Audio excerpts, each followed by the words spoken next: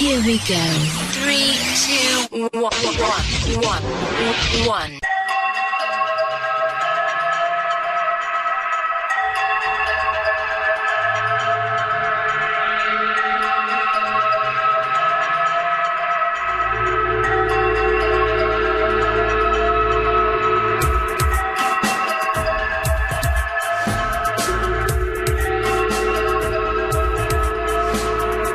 Hello everybody and welcome back.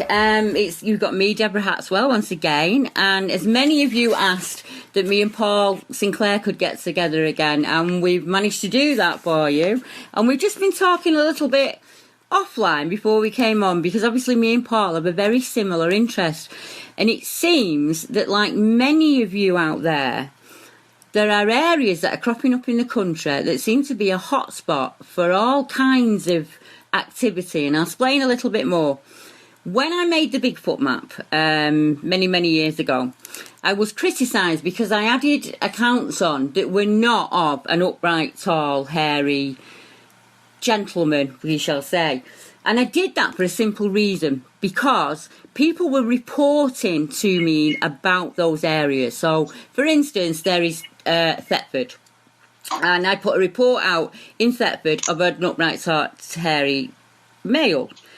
And a lady got in touch with me and said, I don't know anything about that, but in Thetford Forest, I had a really strange experience with these lights that seemed to lead me off into the wood. Somebody else got in touch with me and said that while they were down there in Norfolk Wood, they heard their name being repeated as if to be called into the wood. And it's always interested me because it's also an area of high UFO sightings.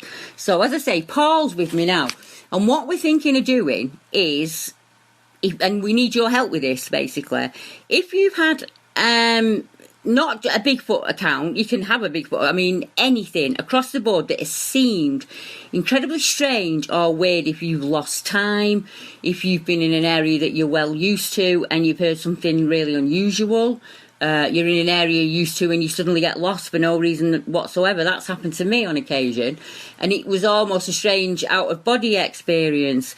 We are wondering if there are certain areas within the country or within the world where the energy, shall we say, and this is all up for theory, isn't it? That area seems to have a lot of action. Like Bempton, for instance. Me and Paul, you've heard us speak before about the area of Bempton.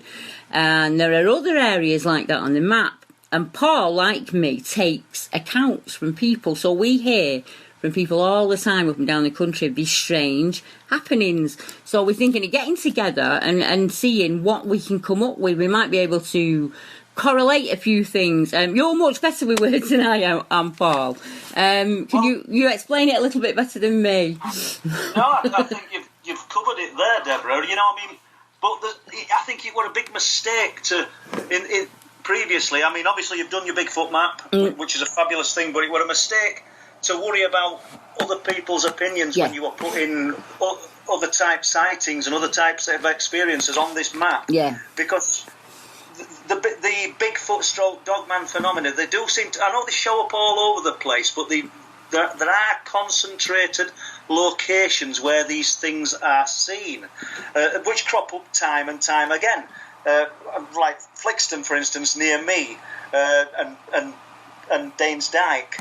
And you've got hundreds of locations because you've researched well out of the areas that I'm researching. But what also is, we're missing a trick if we're not going to sort of start to correlate the other unexplained phenomena that's occurring in the same areas, because it would be interesting to see whether the lights are being seen when we're getting reports of the Bigfoot or the Dogman. I mean, I don't know whether they will be, but my gut feeling is that they are.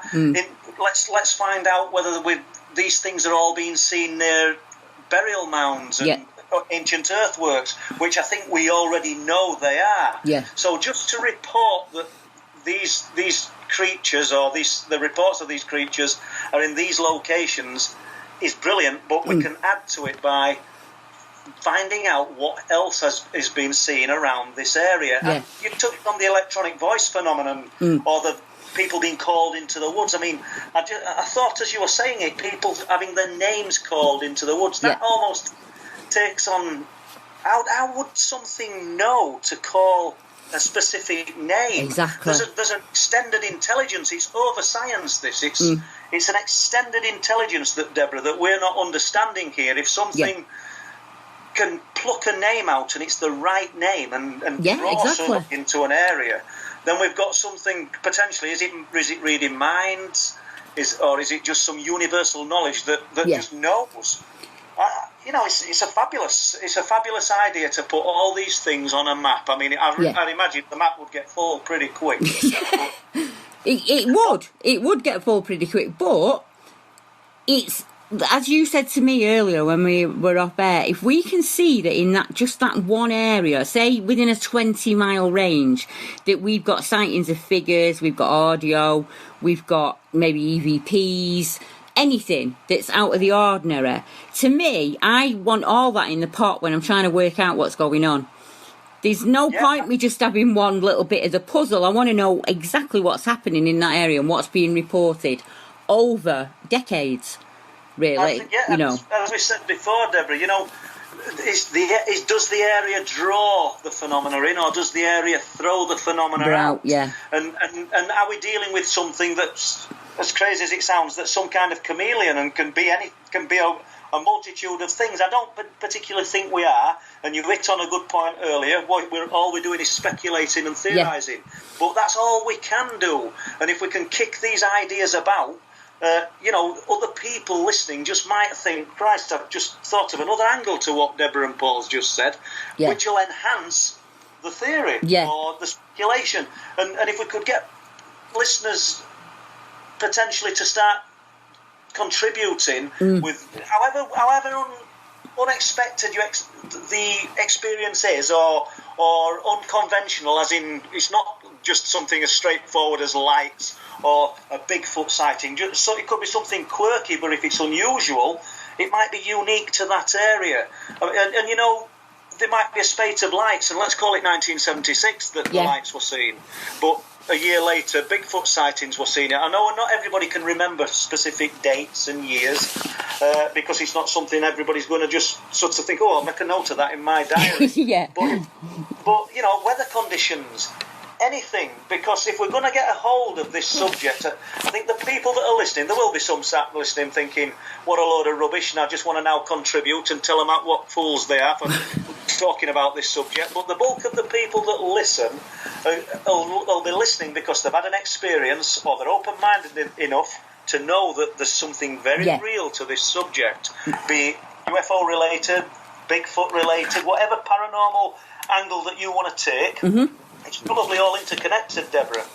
And historians, if there are any historians out there, whether you think what we're discussing is complete bunkum, that's absolutely fine with me, but still, to be on the safe side, will you have a look back in what you know, where the archives that you can access? Are there any reports of paranormal activity, lights, crafts being reported as far back as you can go?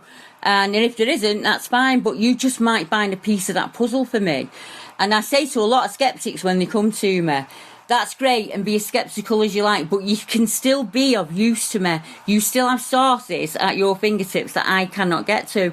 So whether you're on board with the idea or not, you've still got the technical research, you can go and do it. Do you know, if you're a historian or you work in the local library, if you run the WRBS, have you spoke to anybody that's come in and said to you, we had a really strange experience at weekend when we were out? Those little stories that are told within families are really important to people like Paul and me because they tend to dovetail. We will then, we'll put it out maybe in a video, or we'll be chatting about it and someone will say, well, hang on a minute, I remember something like that. Or, not exactly that, but when I was in that area, that seems to happen to me all the time, and it happens to you all the time, doesn't it, Paul? It really does. I've got a fabulous story which I've been writing about this week of a lady from Bridlington, and they call this lady Anne, and it originates from a place called West Hilling, Bridlington, and it goes back, I don't know, it goes back to when this lady was 16, and I think she's about 70 now. So she claims that she was with her first boyfriend, maybe a bit older than 16, because she said he was in the RAF and he was working on the RAF marine launchers in Bridlington. Yeah. And they were walking in this area of West Hill, cutting across to a place called Carnaby. I realise that the listeners won't know these places, but it's all built up now. There's a Morrison's supermarket, there's houses, a few industrial estates. But back then it was just fields, and this was a cut-through path. And this is just one quirky story that sat there for the best part of 50 years. And I got it last week. Fabulous, absolutely brilliant. And spoke to that lady, actually, it's not something that a friend of a friend's told me. She says, it's a lovely hot summer's evening, she says, and we're walking through this path, along this path towards Bessingby. She said, and suddenly we both acknowledged, we both realised we'd stepped into something else. She said it became like a fridge. The air was just absolutely clap cold. She said, and we both knew it. She said, and I became very, very frightened. She says, all birds stopped singing. We couldn't hear a thing. We're in this sort of, this Goldilocks zone. We're in this strange area. And something had overtaken us. And another interesting thing was when the guy, she's still in contact with this man all these years later, and she messaged him, phoned him up to tell him that I'd inquired if I could have this story to write about in the new book. Yeah. And he remembered it, and he says, he says, do you remember the owl? And she said, owl? And then he went on to explain. He says there was a huge white owl flying silently in circles around us. And she says, I'd forgotten about the owl until he said it then. Yeah. And obviously there's something much deeper to this lady's story and this chap. And the memories are probably too far gone and they're too deep now to ever revive anything else. But something happened. But this is in an area between Bessingby and Carnaby, where the archives, like what you've just been talking about, Deborah, reveal lots and lots of strange phenomena. But it's not as dramatic, it's not as exciting as some of the things that happen, say, in Bempton, more visual when we're getting these animal mutilations and things. But nevertheless, these areas that you're appealing for people to come and forward and tell you about the happenings, I think are just as important, because we'll pick up valuable clues. Yeah, exactly. It's those little tiny details I want to know about, because back before the paranormal was interesting and everybody had an EMF meter, lots and lots of stories didn't get told. So they just got lost to time, and we don't know them, and we'll never ever know them now. But there would have been a little small piece within that report. They say they were out and they might have only reported howls and screams, or they might have only reported lights. But as you said, with the lady remembering something, it's when sometimes I find when I'll speak to a witness and I've got the complete story and I put it out. A prime example is, I think I've spoken about before, ladies in a car driving back from Nottingham, heading back to Manchester, 4 in one car, 4 in the other. They all see a running figure. Each one described it differently, because one saw a complete front, some saw the side, and some saw the back. And if I hadn't have spoken to every single one of them, I wouldn't have realised. I got to the last one, and she's the lady who's seen it face on, said, and it had breasts. So if I hadn't taken the time to track and speak to every single one, that vital piece of information that this running figure was actually female would have been completely lost. And that is probably one of the only sightings of a female type creature in the UK up to now. So to me, that little detail is incredibly important. And again, in an area of UFO sightings, paranormal activity, dogman sightings, strange creatures crossing the road, so much going on the M6, it's unbelievable. So what is the link then? Is it just that the area is just plain strange and attracts this phenomena, or disperses the phenomena? There's got to be something. I mean. I know we sound like we were prattling on and saying there's got to be something, but at least banging your heads together and trying to come up with answers. Yes. The suggestion of this map, a multi-sighting, multi-experience map, is a great idea. And if we can get contributors and ourselves as well to try and put years to it. Yeah. If we say years, I mean, in some cases you might be able to put a year and a month. Yeah. And weather conditions, we might actually see some patterns forming. We know, Deborah, that primarily your subject is the Bigfoot. I like to cover lots of different things, and I don't mind sort of being open to having a look at them all. However, I am. I'm open. I don't mind. Oh well, that's brilliant, because I think it's the only way we're going to find any answers. I don't know whether we will find answers, but we've just got to keep trying, haven't we? Yeah, we have. But things you sometimes I think can be in lead. Sometimes I feel like a chess piece on a board. Because something will happen, like we got an account that was quite near to Todmorden, and I thought, oh, that's really interesting, that. I'll have a look, see what I've got in the Todmorden, Ebden Bridge area kind of thing. That led me to Sigmund Adamski, which, if anybody knows out there, was the guy that they found on top of a coal pile. You'll know it, won't you, Paul? Yeah, I do, yeah. As if he'd been dropped from above, and he had a strange substance on him. And didn't he? And they were burnt as well. Yeah, and they've never been able to. All the scientific tests in the world can't come up with what this substance is. But then that led me to it was a policeman called Alan. I can't remember his name. Alan Godfrey. And the abduction. Yeah. And then I thought, this thing just keeps spiralling out. So I originally went there over to a witness who'd seen a dark figure running down the road, and I realised that in this, what I looked to me like a flight path of sightings, as if something was moving backwards and forwards within that area, because the amount of I don't know if it's because of Winter Hill, I'm not really sure, but the amount of accounts that come in from there of UFO experiences, paranormal experiences, there's just a wealth of them, and I don't think there's anybody that's putting them all together. Well, perhaps then that's why we need to start. Yeah. Just briefly, when we were on about Bessingby and Carnaby just then, you were just talking about, I was told a story by a guy called Mark Sturdy. Mark's in hospital at the moment, bless him. I hope he's sort of recovering. Mark told me a story. They used to work at Sarah Lee's, which is the cake factory. Probably people remember seeing these cakes for sale in freezer shops. Yeah. Well, that were in Bridlington, or they had one in Bridlington. And he wanted to know why his work colleague chose to cycle 3 miles along a route into work every day, rather than just going from West Hill to Carnaby. And he told him that he went to work early one morning and a dark figure suddenly appeared in the road and chased him.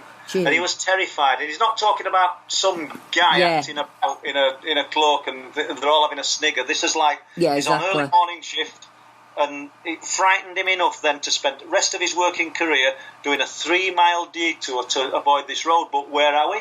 We're on the road, very close to where they had this sort of experience of high strangeness, Anne and her former boyfriend. And Phil Morris, the guy I told you about, who first put me in contact with Anne, 1970s, he saw a green glowing oblong. He says, I thought I was seeing things. He said, they were coming home from a Golden Gloves nightclub. That's where they were coming from, because I remember him telling me, he said, and walking across, he said, and just walking across this path, and this thing, he said, at about the height that the upstairs windows would be on a house, and it was glowing green, and it was oblong, and it just went straight over his head and across the fields. I found it in an archive in papers, and I was working with Philip Morris at the time, and Philip said to me, well, I never said anything.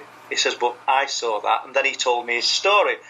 So these areas, they're throwing up all manner of unexplained phenomena. I wouldn't say constantly, but another thing as well is, you don't know, a lot of them, these places are that remote. I mean, it's not now so much West Hill and that, but such as Bempton, how much unexplained phenomena actually occurs where people, they're never there. Nobody actually knows it's happening. Yeah. Because I have wondered, Deborah, if maybe, let's assume I go to Bempton 5 days a week, on evenings a week, and I see nothing. But then somebody else goes up just for a walk, takes his dog onto the beach and onto cliff tops and sees something. The phenomena might be presenting, but it might not really take us into consideration. And Paul Sinclair's nothing special. Yeah, I get you, yeah. If he's up there when it happens, then the phenomena will present. If it's the type of thing that interacts with people, then it would interact. If it isn't, he's just going to get a glimpse of something otherworldly. But I could go 360 days a year and see nothing, and Joe Bloggs could take his spaniel for a walk on cliff tops and see it. I don't think it takes us into consideration sometimes when it's appearing or when it's acting out. Maybe everything, every living thing, every blade of grass, every worm under soil, maybe they're all just slightly touched by it when it arrives. But us, we're a little bit more conscious, as in that we think things through on a different level to what an animal will think when it's looking for food. Yeah, we're more aware of it. Human beings reason everything away. They've been taught to reason everything away. So anything that they see, there's got to be a reasonable explanation for it, because that's where you're comfy, innit? When you can, oh well, that's what happened, and that. But it don't work like that for a witness. It doesn't. And I'll tell you what is frustrating, when the so-called experts, because I don't really know any, but when the so-called experts decide that they know what a witness has seen. They explain what I've had people telling me about. Well, we were out on the cliff tops and we saw these 5 lights appeared, or one light appeared, and it instantly formed a row of 5, evenly spaced with gaps in between. Then it switched off and it appeared somewhere else in sea, over at sea, and then we saw it somewhere else. And then it went over land. I had a guy poaching up on cliff tops at Bempton. I'll not say his name. And he rang me up and he said to me, Paul, where are you? And I was just going to take my daughter to karate. This is probably 2007. He said, do you need to be up here at Bempton now? I said, why? He said, I'm on cliff tops. He said, there's a row of lights just appeared out at sea. And he's telling me about it, and he's there on his own. He says, oh, wait a minute, they're switched off. And then he's going, whoa, they're on edge of cliff. They're near me. And he's telling me this story as it's unfolding.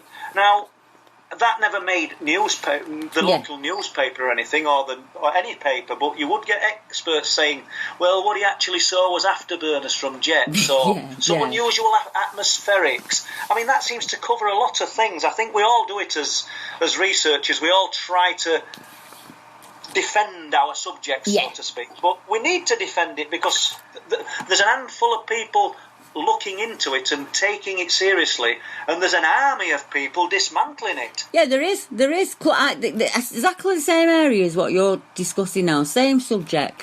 A lass up in Clodymos, which is in the top of north of Scotland, and she walks every morning at 5 a.m. It's what she does. She knows that wood by back of her hand, and I say lass, she's my age.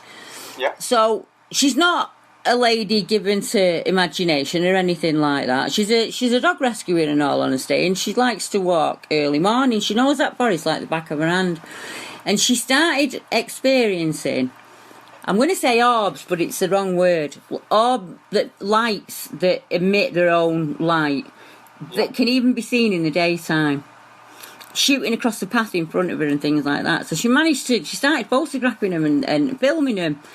And the amount of people that said to her, oh, it's Saturn, middle of the day, walking in the middle of the forest, but yeah, it's Saturn.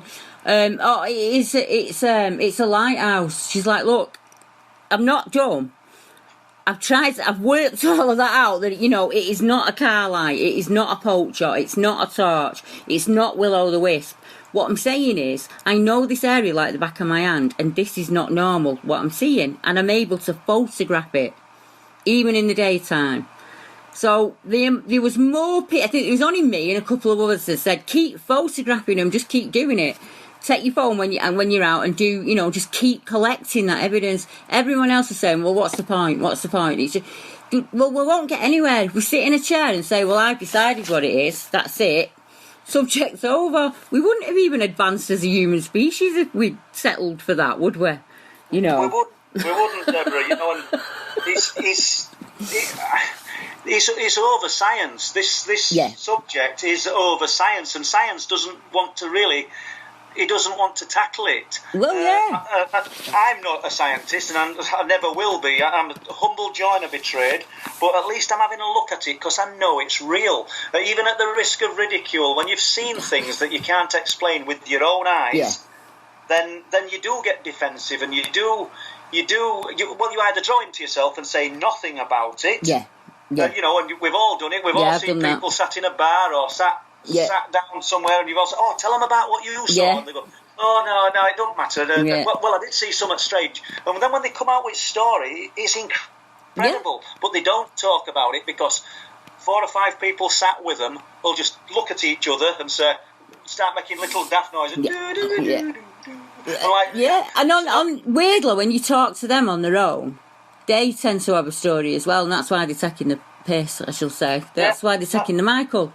You know? That's correct. But we're never going to stop that kind of thought process. No. But, I mean, where I've been going to Bempton these very early mornings all this year, I've been going into a little strip of woodland at the side of the fields, and I hope we didn't talk about this last time, because I don't think we did. No. But I ventured into this wood, and it's a narrow wood. It's at the side of Danesdyke. It's a very old wood, and it's private. And so there's not many people go in it. Brackens are 3 or 4 foot high, or it was then. It's gone over a little bit last few weeks. People will probably know if you walk around fields. It'll be the same where you are. I'd walked into it about 400 or 500 feet, and this is like 5:30 in the morning, and somebody's talking behind me. I've only got one way out. There's a barbed wire fence and a field of borage. That's the purple plant. I could have climbed took my coat off, put it over the fence and climbed fence, but I've had to go through a crop, and I won't do that as a rule. But did it frighten me? Yeah, it did. And I don't mind saying it because at 5:30 in the morning in a private wood, which is not far from the cliffs, there's nobody there. There's nobody around, but clearly there was.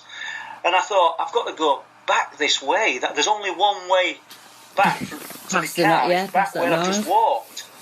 And I did, and I'd sort of, I were on edge going through this wood, and I went through it this morning, funnily enough, but that's the first time I've ventured through the wood since, my phone for you, since that last week that I've done a full circuit of the wood.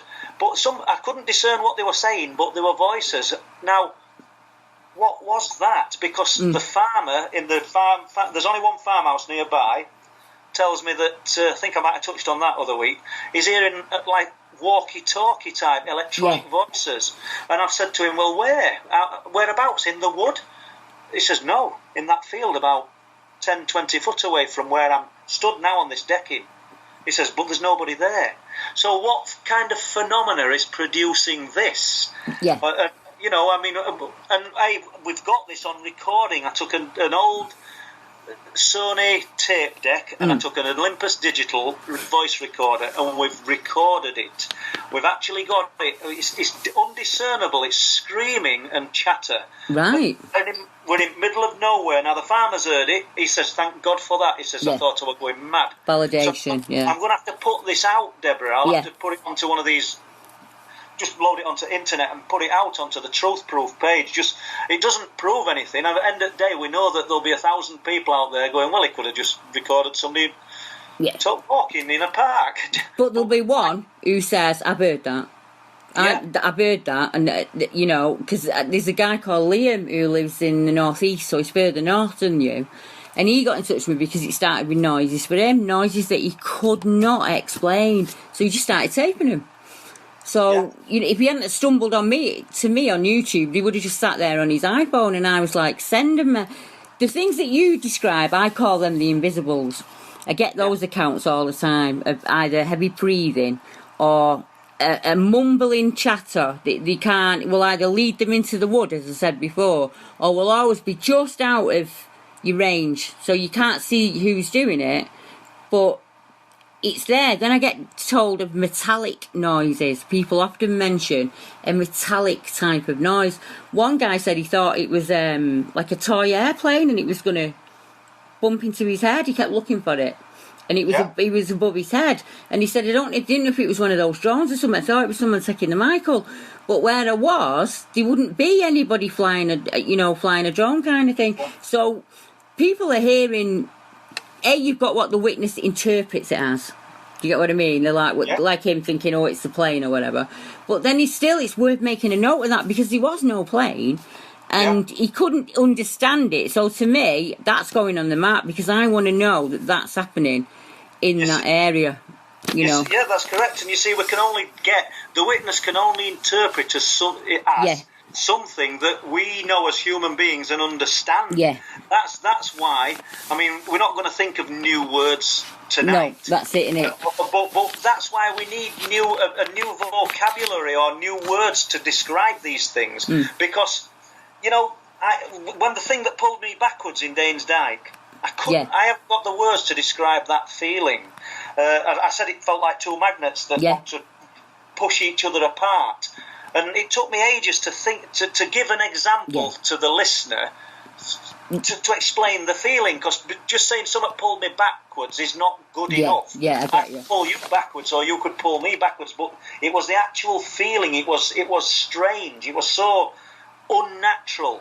And, you know, everything that we're seeing, everything that these people are experiencing is unnatural to what we know and understand. And we don't accept it as being real, I suppose, so that's part of the problem. Yeah. I mean, I thought about Anne's recollection of the owl, you know. Yeah. And, you know, when she said I'd forgotten all about it until this mentioned it, mentioned, do you remember the owl? And then I thought about the alien abduction scenario. Yeah. And the way people just remember little fragments, or they've got little cameos of events. And so I just expanded that, once again, theory and speculation. Yeah. But what if part of the reason, I don't think anybody will have ever said this, what if part of the reason that we don't remember, or we just remember little fragments, is because these memories are supposed to be stamped and imprinted on us, like as almost in our DNA, so that through the process of future generations, our future offspring will be more accustomed and more enabled. You know, it might be one speculation too far, but if people are experiencing these things and not remembering it, obviously are the memories too traumatic to remember that we're not supposed to remember, or is there another reason? Could it be that they're just placing memories in our head that they want us to sort of carry through in like a stamp of DNA? Yeah, I get you. I don't know, bad people. Like the crow experiment. They have a genetic memory, don't they? And that genetic memory is just followed through from generation to generation. They've never seen a caveman, but they know to react when they see it. So that's only by genetic memory. There will be a lot of Bigfoot researchers out there now that will say owls. I can't believe he's mentioned owls. It happens to them all the time. Owls that swoop above your head. Owls where you get... I've never heard of it, like a swarm of owls where there's more than one owl in the group. No. Circling the woods, making racket. That's not an owl behaviour. I don't think that is owl behaviour. Where they, especially in a group of them...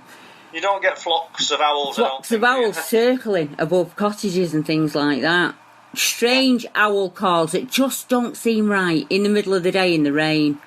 Little... Well, you know, Whitley Strieber's abduction experience, he claimed before the abductions began, he used to see an owl sat in his backyard, a white owl sat watching him. You know, and like you're on about, sorry, because I butted in there. No, it's right. Cottages. Yeah. And like people hearing when they're out, I mean, we know for a fact owls don't really fly when it's wet because they can't.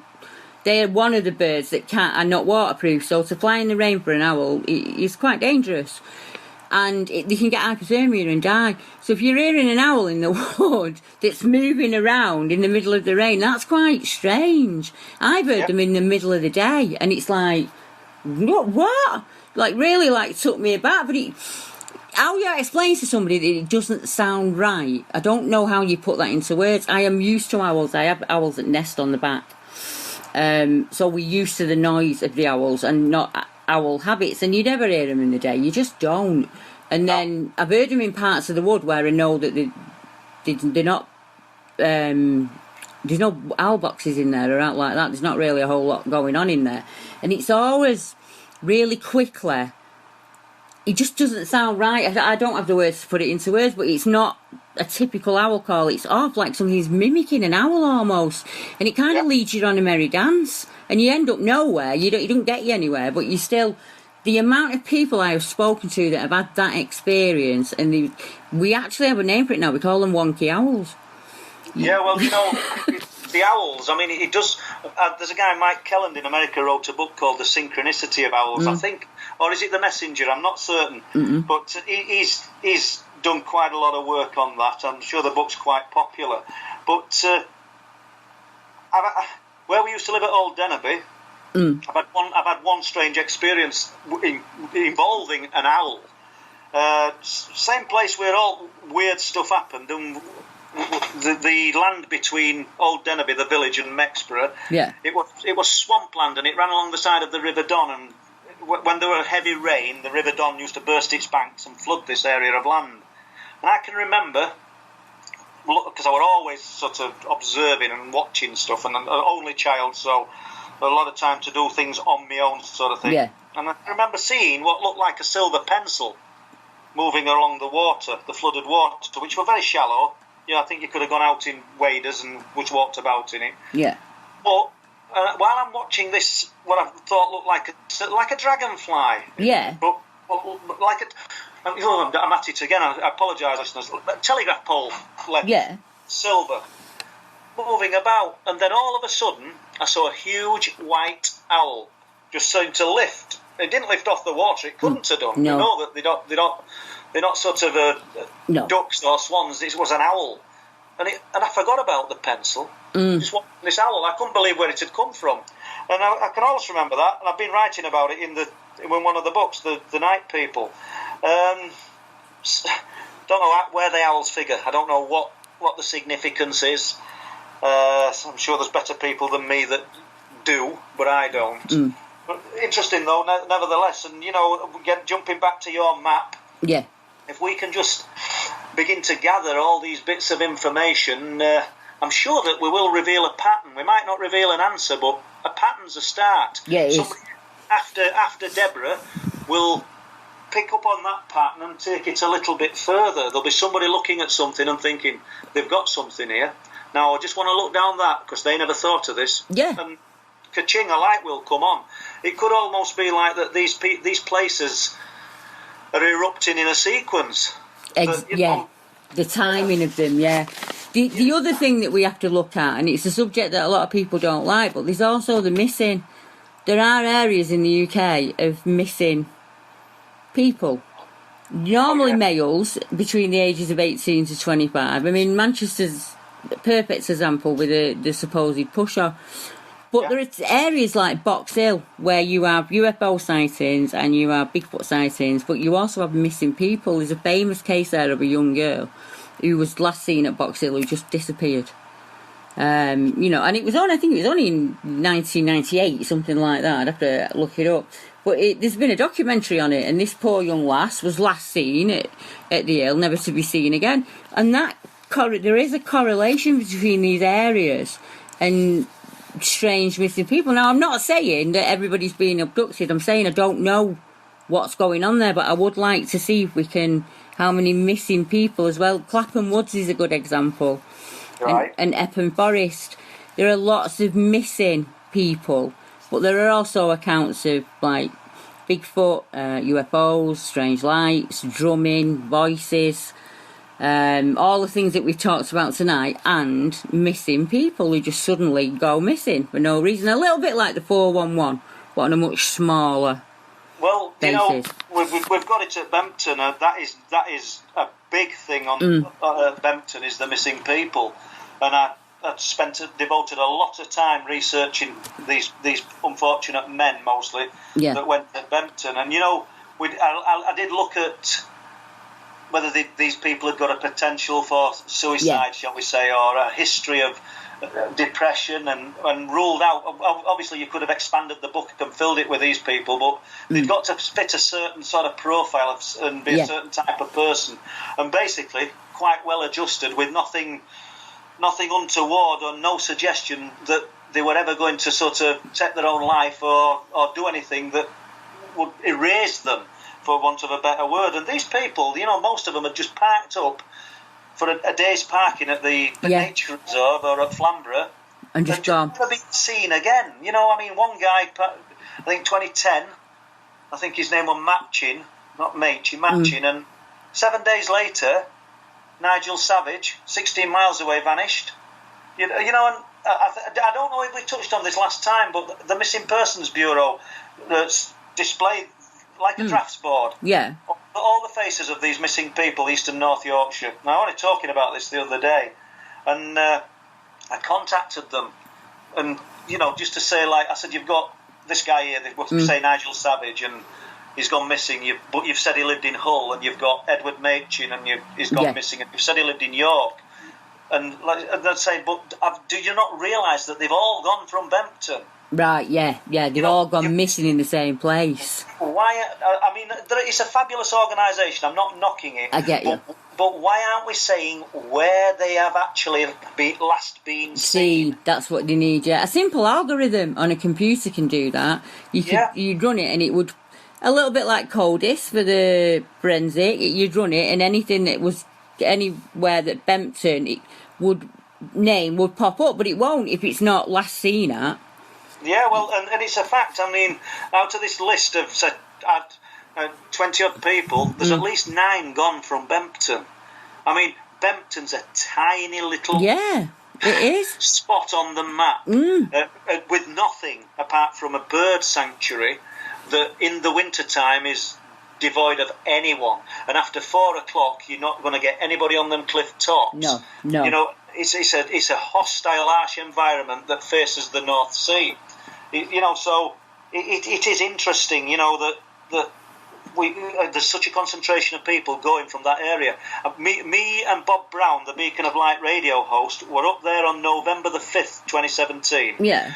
So before anybody thinks, you've seen fireworks, this is out at sea. And we were lucky. We saw the lights 13 times, and we managed to film them about 3 times.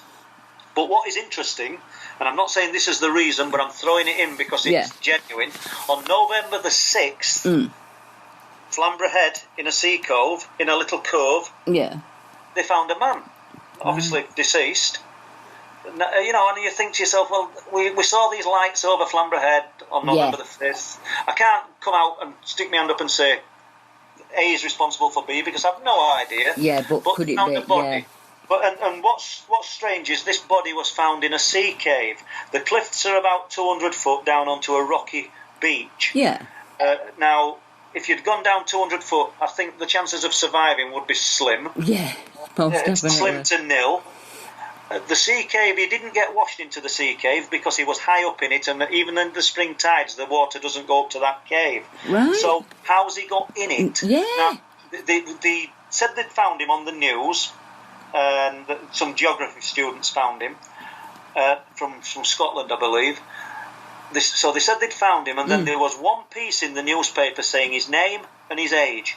And that was November the 6th that they found him, and it was in the Thursday's Bridlington Free Press, and there's been nothing said since. That's strange, isn't it? I've tried. I know a few police officers, and I've spoken to them, and nobody knows a thing. I've got my suspicions. And it's nothing to do with lights, my suspicions, by the way. I'm not trying to... I'm using the lights as an example because it's true. Yeah. It filmed November the 5th. But... I think there's going to be more to this, and I shall continue to dig because I'm sure it's going to be interesting. This is the same area where over 50 sheep have been mutilated. Right. This is the same area where the harbour porpoise, the little dolphins, were being found all through 2017 with massive trauma underneath the jaw, like 2 to 3 inch round holes straight through the jaws. I've got the photographs of these. I've got loads of the sheep. The dolphins are harder because obviously people walking on the beach and things are coming across them. I've got Yeah. about 4 pictures, but there were a lot more found. Same area where the deer have been killed. I'm not saying that that's what's happened to this man, but you'll have to excuse my phone. I shall answer that in a moment because we're doing this. So yeah, it's interesting, and this is the same area where all the unexplained phenomena is occurring. It's just multitudes of unexplained phenomena. You know, the sort of the lights, the missing people, the animal mutilations, and I don't think Bempton's unique. It might be a little bit more concentrated, say, than some areas, but there's other areas in other parts of the country which are just as strong.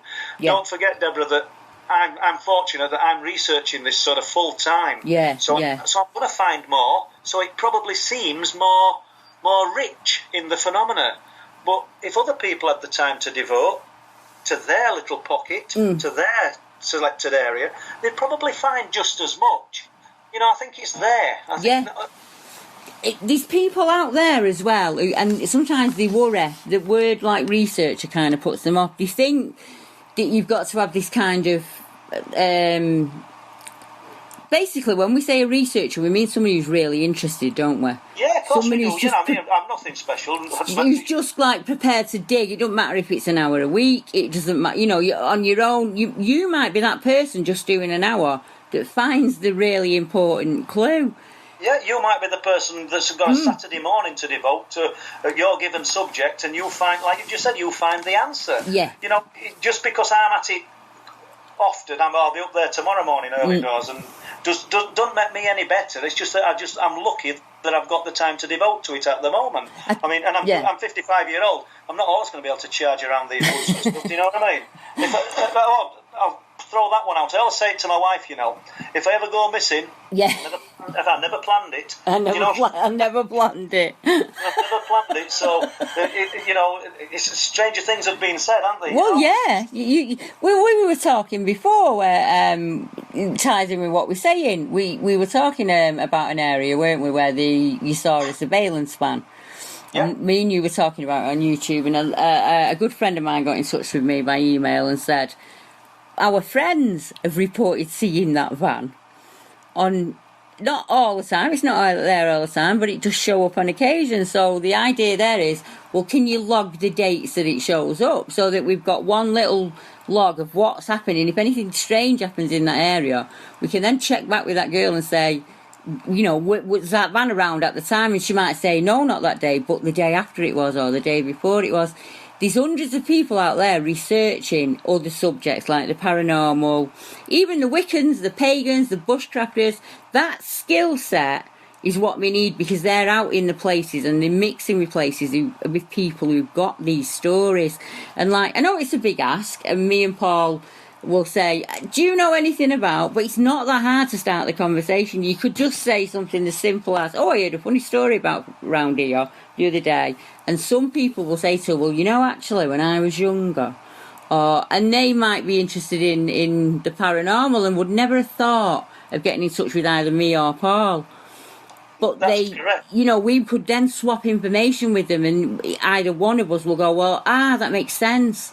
That's something I can roll with now, or something I can research into now. It really does, and you know, I mean, as the listeners will gather, we're probably fishing for a bit of information talking about this today. But it's the only way we're ever going to get it. It's difficult It's difficult enough getting people to talk. And, I mean, exactly. You're the same as me, Deborah. You know, half of the people that come to you probably say, "I'd rather not have my name used in this." Yeah, they do. Don't mind. I mean, one of the strangest things is that I realised that I hope you can remember him, you've sort of made contact with a guy called Robbie in Scotland. Yeah, I have. Yeah, and he's got a fantastic photograph. Yeah. How crazy is that, Deborah, that me and Robbie were friends, 35 years ago. 35 years ago. Pieces on a chessboard, that's what it feels like sometimes. I couldn't believe it. I'd lost touch with the guy for all those years. And he just told me he's interested in this subject, and he lives in a croft up in Scotland. Yeah. And, which he did. He moved down to Doncaster when I was living there like 30 years ago. And we became good friends. And all these years later, he appears again. And this guy, He puts the hours in. Come up with some fabulous information for you because he's fairly dedicated. That's what I'm saying. He puts the hours in. You know, he's out there in the woods all the time.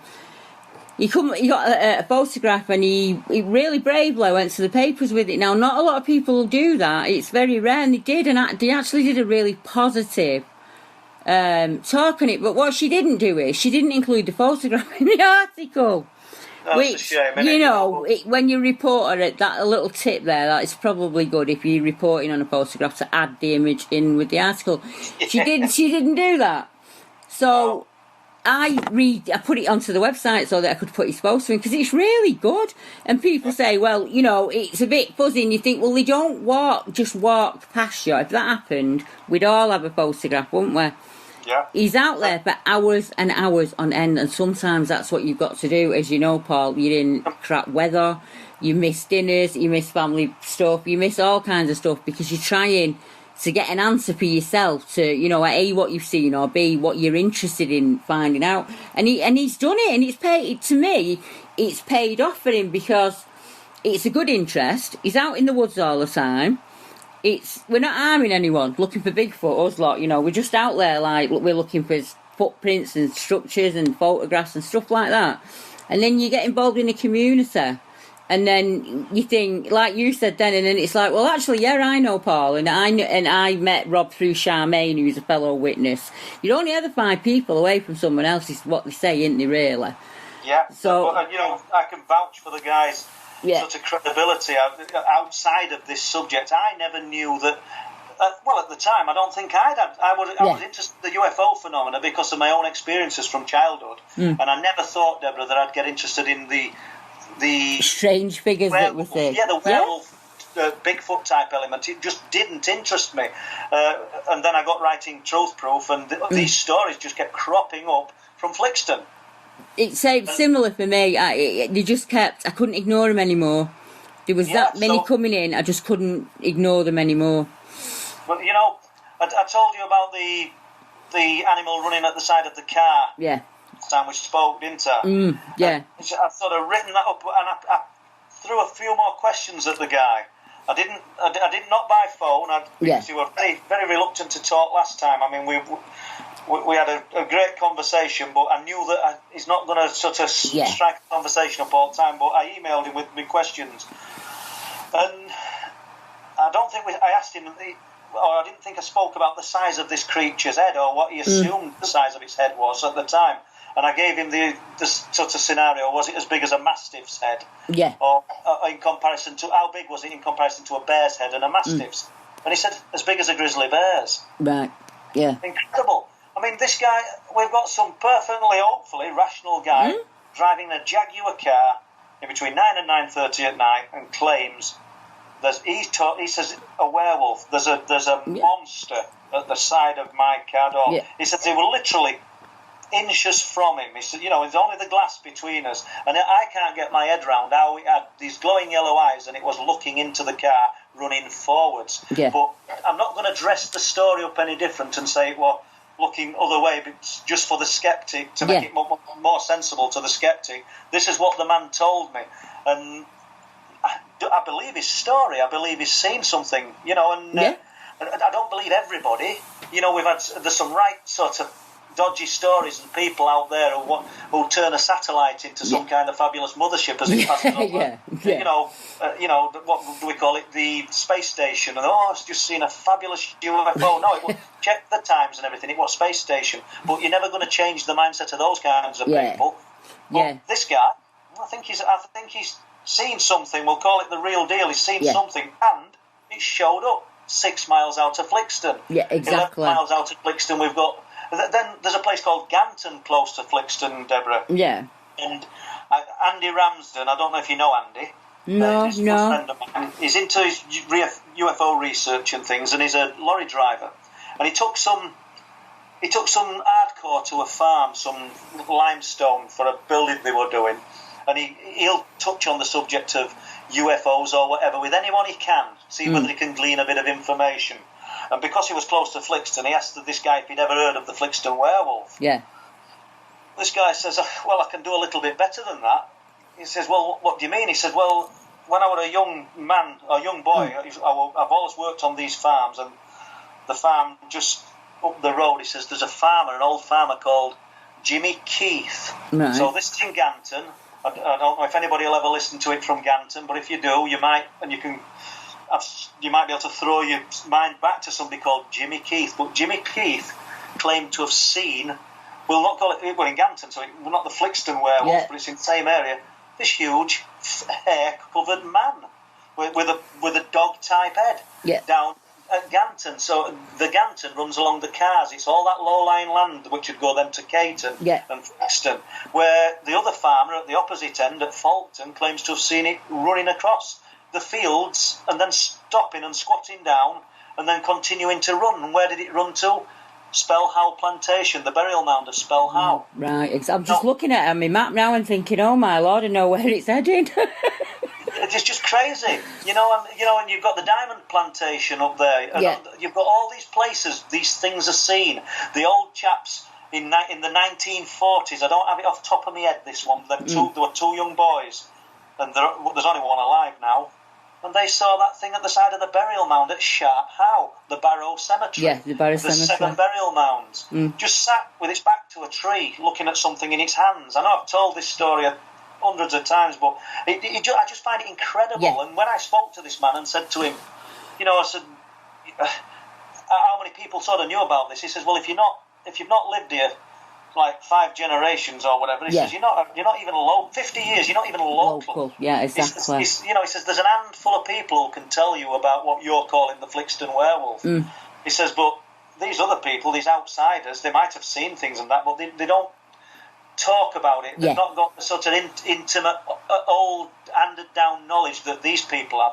And there's still a couple of people in village. I was told there were 5 people in village who'd got quite a lot of knowledge of it, and there's still a couple I've never managed to speak to. One in particular has probably got more than anybody. And I might get to him eventually, it just depends. Usually you need a friend of a friend to introduce you. You need a shoe-in, don't you? That's what I always say. You just need a shoe-in. Yeah. You do, I mean, there's a farm up at Hunnaby, and it'll be after harvest very soon. I'm going to go up to speak to these people at the farm. It's took a few years, and it's unusual how you win people's confidence. And I don't mean by trickery. It just turned out that me and my wife looked after an old chap years ago, and he had some cats, and they had to go into like not a cattery, people who take cat refuge. Yeah, refuge. And this lady at this farm took the cats. We only found out sort of recently, but now we've become friends. Do you see? Yeah, because of the old guy and the cats. Yeah. And I'm invited up to the farm. I always knew that they've got these couple of incredible stories to tell me, and I'm really looking forward to going up and spending a bit of time with them and getting the stories. There's multiple witness sightings. There's the husband, the wife, the mum, the dad, and the son. And I've got some interesting stories from a farm at Hunnaby. So to come on, I sort of live for this. I mean, I must be a bit bad to some people, but I just love it. I love it. I'm just thinking, I have nothing in that area apart from the Danesdyke account and the Flixton account. How many other areas in the UK am I sat thinking I've nothing going on? And then I talk to somebody like you and they say, well, there's at least 5 witnesses in that village. And you're thinking, how many lost accounts are out there? Well, that's what that lady said about the owl, when we talked about the owl circling that revived her memory.